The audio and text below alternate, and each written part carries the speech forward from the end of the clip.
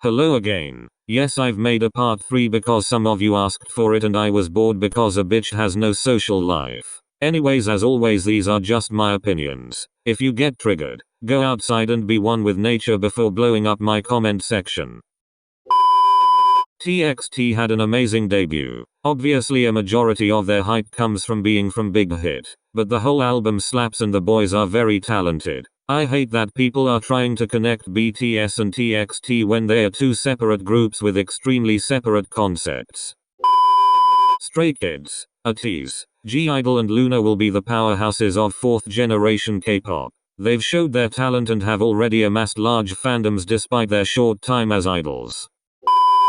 17 and EXO have the best male vocals in K-pop right now, and BTS and Monsta X have the best rappers. Obviously those groups were created to be better in their respective categories, so it makes sense. I'm not saying they're weak in the other categories by any means, but in my opinion, they're the best in said categories. Take a shot every time I said categories, damn.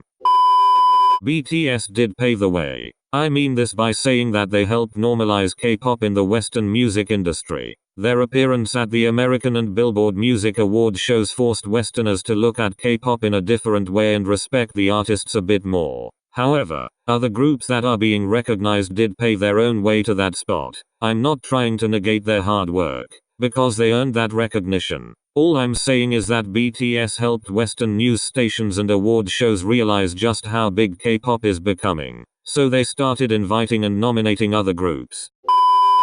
Going off of that, I'm not the biggest fan of Yoongi's rap in Boy With Love. I feel like it ruined the flow and was oddly placed in the song. However, the second half of it was fine and I feel like it still continued with the flow but was distinguished enough to be a separate section of the song. I wish they would have used the same style in the second half for the whole rap. I think it would have sounded much better.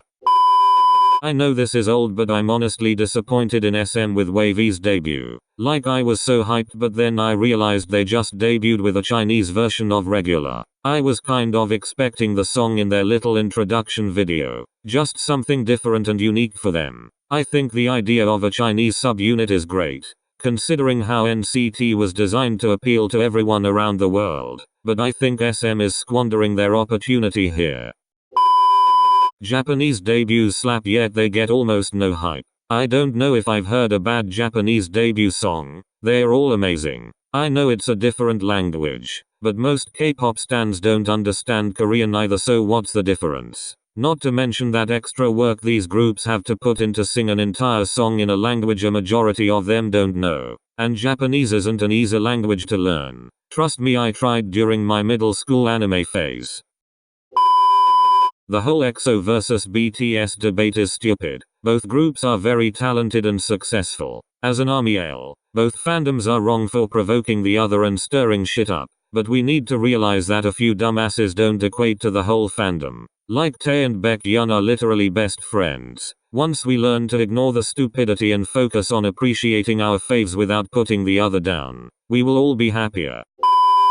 I don't know if this is an unpopular opinion, but I've realized a major difference between Korean artists and Western artists. In Korea, idols tend to be more grateful for their fans and have a deep, genuine connection with them, which understandably can breed obsessive fans. However, in Western music, the artists have a belief that their fans like them because they are talented and make good music, though some artists of course thank their fans after winning awards, but that's about it. In K-pop, idols write songs for their fans, hold fan signs, fan meetings, give their fans meaningful fandom names, and create content for their enjoyment. Granted, most of that is forced from their companies, but I think it's just a culturally Korean thing to be more thankful, whereas in Western culture we tend to be more selfish and arrogant.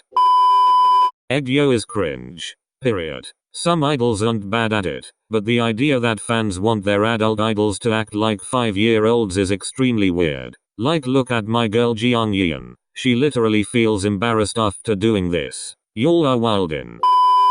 Thank you for coming to my TED Talk. If you're still watching, please drop your own unpopular K-pop opinions down below, and in my next video I'll respond to them. I don't know how many of you will comment, but I'll only take opinions for a few days, so I have time to make and edit the video.